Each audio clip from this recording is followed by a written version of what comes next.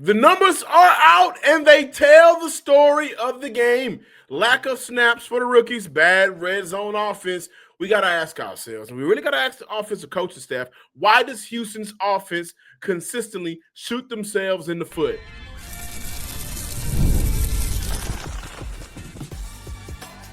You are Locked On Texans, your daily podcast on the Houston Texans. Part of the Locked On Podcast Network, your team every day. Battle Red Nation, from H-Town to your town. Today's episode and every episode of the Locked On Texans podcast is for Texan fans all around. A little bit of revisiting the game today. I'm going to dive into Nick Caley's future here in Houston. Some of y'all may want to stick around for that conversation. I know a lot of you want him out of Houston, want it done, but maybe there's some value there that we can get into. Also, laying to rest Stroud not being the guy talk. We've all seen the comments, whether it's on social media or in the YouTube comments. Let's stop and pause that conversation. But we'll look inside the numbers and say, well, A, B, and C, X, Y, and Z led to the Houston Texans' loss. But today's show is for the everydayers from the Himalayas, making the Locked On Texans podcast their first listen of the day. I'm your Texans credential media member and football analyst, John Hickman. I want to shout out my man Spider, Mr. Derek from Gus Fried Chicken, and my guy Mitch from the Carolinas, who finally got a chance to come down to see the Houston Texans play live. This show is for the everydayers from the Himalayas and also the newcomers ready to talk Texans, ready to listen to some good Texans talk. Today's episode is brought to you by FanDuel. Right now, new customers can bet $5, and if your bet wins, you'll get $300 in bonus bets to use across the app. We are approaching the stage of the relationship where no matter what the person does, and that person is Nick Caley. And for some of you, it's Nick Caley, D'Amico Ryans, and Nick Caserio. But no matter what Nick Caley does, we're not going to be satisfied. That's the stage of the relationship we are in right now. Sometimes in that relationship, the person could be making the changes you ask for, and sometimes they are not, but it doesn't matter because you're already checked out of the relationship at that point. Many Texan fans are like that. That's the stage a lot of you guys are in right now. And I say that because no matter what Nick Caley calls Texan fans and the media, we're not going to be satisfied by it for a large part. Even still, normally in those relationships, before the actual breakup, you can check back in and make sure if you're tripping or not. Should I stay around? Was it me? Am I the problem? Is it really the problems of the other person? And Texan fans, Sunday's play calling in key and crucial situations leads this conversation to you're not wrong. Let's remove Davis Mills from the equation. The talk of the town, red zone offense, right? Red zone, how it plays out in the red zone for the Houston Texans. The red zone offensive touchdowns from the 2-yard line or less to the goal line this year, Houston dead last in the NFL at 0. Teams that are in front of Houston, New Orleans, Vegas, Miami, even the Tennessee Titans, when they get inside the 2-yard line, they've been able to punch it in. Okay. Jaylin Noel had a combined 140 yards in his prior 2 games for Houston before Sunday's matchup. He averaged nearly 16 yards per catch, was clearly a boost in the passing game, added 7 first downs during that span, and Houston against Denver, he was featured in 11 snaps. Now, my everydayers from the Himalayas, on the Friday episode, you heard me advocate for the rookie over Christian Kirk, going with the rook over the vet. Granted, Christian Kirk had some good moments for Houston.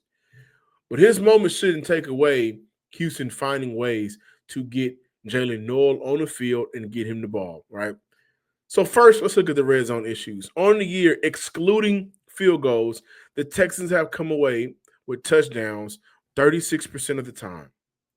In the last 3 games, that's dropped, cut in half. 18% of their red zone trips end with a touchdown. Only 18%. worst in the NFL. Coach Ryans mentions the physicality mindset, the physical mindset that Houston wants to bring.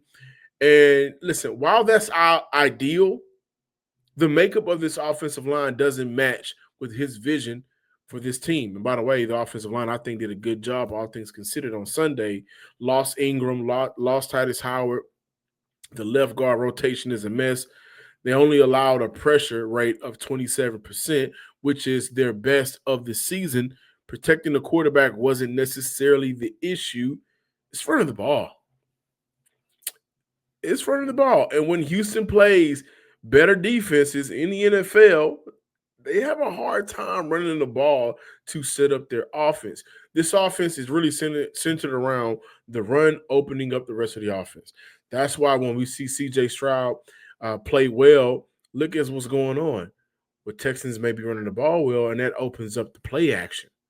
It goes back to the handling of revamping the interior offensive line back in the offseason. It feels like competitive teams know that when they get down to the red zone, specifically inside the 10, and the field shrinks a bit, Houston doesn't have the power to win inside against defensive tackles and linebackers coming from the second level. We've seen the line knock back, allowing leaky gaps, and the results have been either no gains or negative yards. You add that with playing teams when teams play tighter coverage in the red zone, pressure gets to the Texans quickly, and they have yet to find a counter answer for it.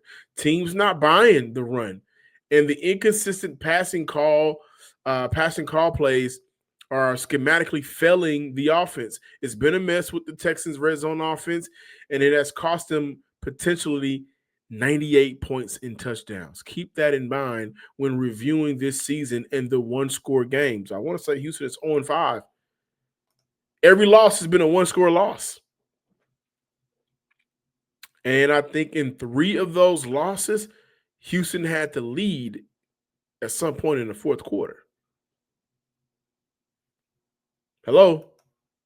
Not punching it in when they get to the red zone is the story of the year for Houston. That's the story. And the numbers support it, guys. And I think what frustrates a lot of us that watch the ball games, that watch Houston, the most frustrating part is teams know what you cannot do. Houston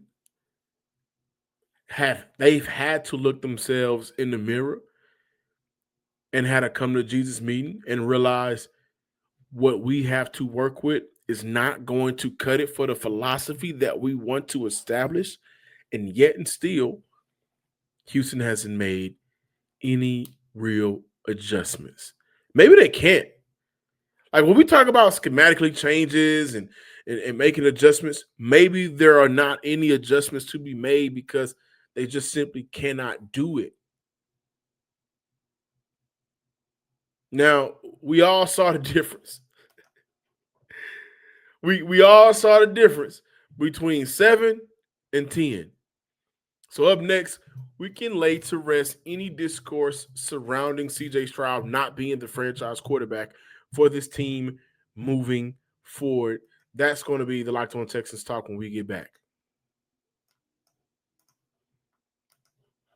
Before that conversation, which is a very important conversation, it's also important to let you guys know that today's episode is brought to you by Built. Nobody likes paying rent, but if you must, you might as well get something for it.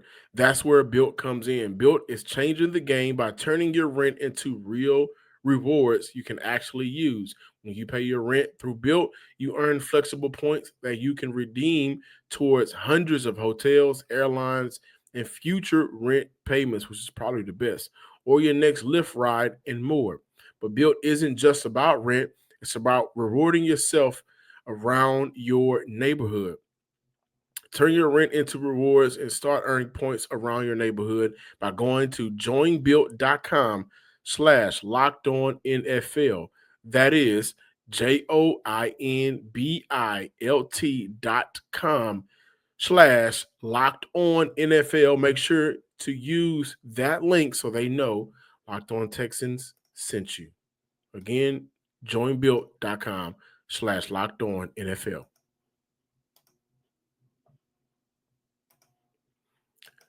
Coming back to the conversation of putting to rest CJ Stroud not being the franchise quarterback for the Houston Texans. Before I do that, I want to shout out some players who I thought played really good for the Texans in their role on Sunday. Kamari Lassiter continues to be a damn good cornerback, for Dino Vasso, Matt Burke, D'Amico Ryans, and the Houston Texans. 10 targets, 4 catches, 35 yards, 1 pass breakup, and a passer rating of 50 when targeted. Also, Titus Howard went out, and that led to guys having to step in and step up. Now, who stepped in and stepped up in the absence of Titus Howard? Well, listen here, the young guy, Blake Fisher, 44 snaps, played in 60% of the snaps for the Houston Texans. Granted, some of that was when he was the jumbo package, which has worked well for Houston when he's been out there. But I think fans are so sick of this offensive line that some may have skipped over the great job Cole Popovich has done in developing, Blake Fisher and also Ariante Ursery. But Fisher, who has, again, mainly been the jumbo tackle, that's been his role, had to step in at right tackle. And he had a good game and looks better, only allowed 1 pressure on the day. And I also want to give a combined shout out to Kalen Bullock and Sheldon Rankins, who played some really good football for the Houston Texans on Sunday. Kalen Bullock had the interception, and I thought how he got the interception, great way to deceive the quarterback. Bo Nix there, and Sheldon Rankins with a big tackle for loss. It, again, helped the Houston Texans defense get off the field. I believe it led to a punt and to keep the Houston Texans in the game. Now, to the conversation regarding if Stroud is the guy or not. We can put that to bed. Before exiting the game, Stroud was doing some good things, man. When we judge Sunday's loss, we have to judge the loss from the 3rd offensive drive on out. Now, granted, Houston got to the red zone twice with CJ Stroud. Failed to score points. Where does that blame fall? Who deserves fault for that? Was it lack of execution from the offensive line? Was it lack of execution from Nick Caley? Like, when we look at that conversation, before we get to CJ Stroud, I think there are several steps before even opening that door. But CJ Stroud was doing some damn good things Sunday against one of the better defenses in the NFL. 5 of 6 versus the blitz for 70 yards and 4 first downs on Sunday. Had a plus 0.28 EPA per play. Stroud also didn't waste time getting the ball out against pressure on those 3rd down situations early. The pass to Nico was about 2.5 seconds, and then followed up with standing in the pocket, scanning the defense to find Christian Kirk on a 3rd and 8 conversion. Great play calls on both 3rd downs. Good high-low concept on the Kirk pass. Also, you look at the pass to Xavier Hutchinson to beat pressure, 2 seconds and got the ball out. And this is where I want to be fair to Nick Caley and say this. Red zone blunders aside, which is even hard to say because the red zone blunders on the year have been a talking point, and Houston has failed to get better. If you take away the games where they play the Baltimore Ravens team, the worst defense in the NFL, along with Dallas, right, and Tennessee. Tennessee was the first time in the season they were able to punch it in the red zone. So it's hard to say red zone issues aside. And I am not excluding Nick Caley's role in that area. Caley's play calling was night and day with CJ Stroud compared to Davis Mills. It felt like, and I want to talk more about this to end off today's show, it felt like the messaging that has been preached since OTAs starting to form for Stroud and Caley. And I also want to add to this, Nick Caley might end up being great for CJ Stroud. He may not be a good fit for the entire offense, but there are things in CJ Stroud's game where it feels like what the Houston Texans were preaching offensively is starting to click for their franchise quarterback. Because, the duo of Stroud and Caley, the early work in the game, offensive line, I think looked better because of, again, the ball was coming out quickly. Plus, in CJ's 2.5 offensive drives, CJ hit 4 different receivers on 6 of his completions. The game literally came down to this. After Stroud picked up the 6 to get inside the 1 yard line, the following play calls were run, run, run, penalty. Absolutely cannot take the ball out of CJ Stroud's hands after he started the game dealing the way that he was.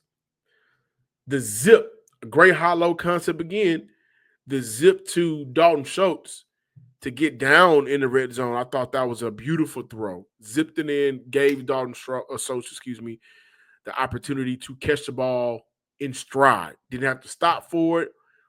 Was able to keep running, catch the ball and keep running. The delivery to Christian Kirk over the top on 3rd and 8. The rollout to Christian Kirk on 3rd and 3.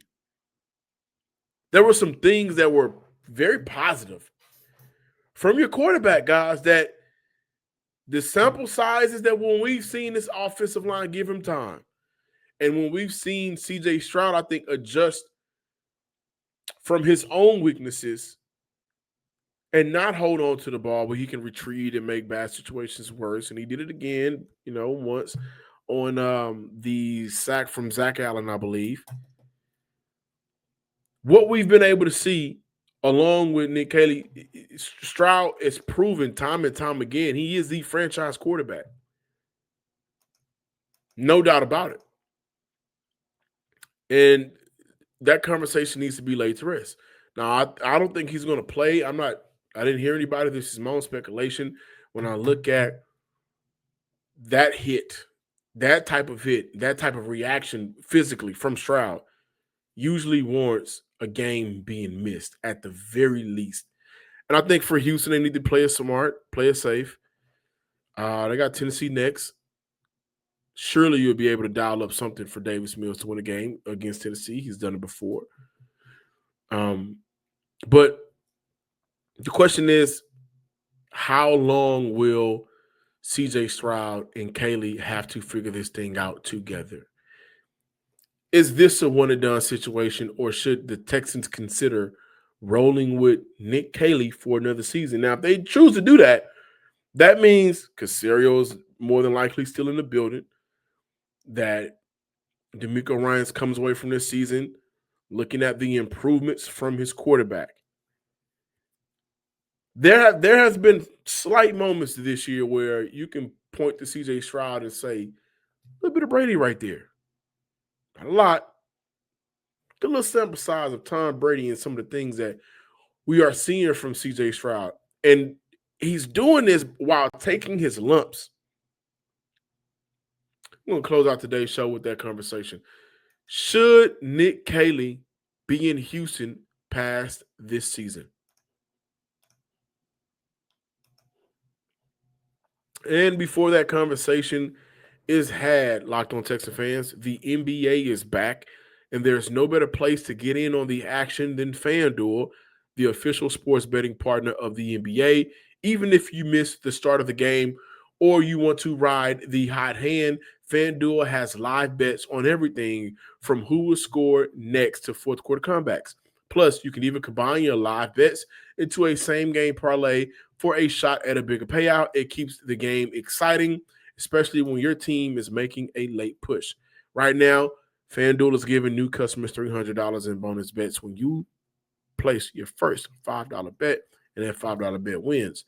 So head to FanDuel.com to sign up and play your game with FanDuel, the official sports betting partner of the NBA.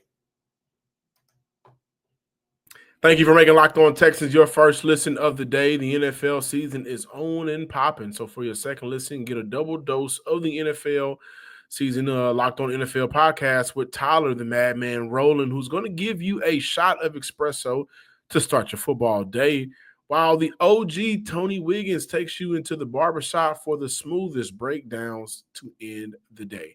Find Locked On NFL on YouTube or wherever you listen to your podcast. Now, I know y'all are done with Nick Caley. A lot of y'all wanted him fired after Houston went 0-3.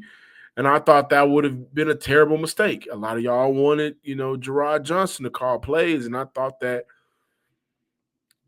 wouldn't be a terrible idea, but in conjunction with what's been going on, why now if he wasn't the guy to kick off the season before Nick Caley got hired? But listen, at the end of the season, the Texans are going to have a difficult decision. And I think the difficult decision will be from the ownership, whether or not they should move on from Nick Caserio. That being said, if they don't, because if they do, a new general manager come in and a new general manager is going to make his own decisions to make his own path. That's the NFL. That's how it works. But if they choose to continue to roll with Nick Caserio, and a lot of y'all don't trust Nick Caserio to get it right in the draft. The Houston Texans currently has 4 top 100 picks. They got 5 top 110 picks currently as of right now. Y'all don't trust Caserio to get it done. But for Nick Caley, I would be a fool to not acknowledge some of the improvements from CJ Stroud as a quarterback and the value in that. Earlier in the show, I mentioned, hey, listen, Caley may end up being great for CJ Stroud individually. Caley may not be good for the offense altogether. Now, again, here's some of the issues when we look at Houston wanting to establish whatever their identity is offensively. You got 1 yard before the contact and 25 designed runs in the second half. That's an issue. But let's look at some of the things that Nick Caserio had to, not Nick Caserio, but Nick Caley had to inherit. They decided to roll with rotating left guards.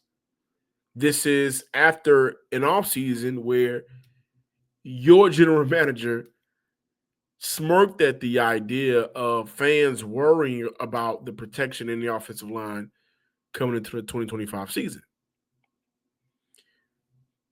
Laken Thompson has been, god-awful. Juice Scruggs, I think, has played better in some spurts, but essentially, we know how the story is going to end with Juice Scruggs. Ed Ingram has played good football.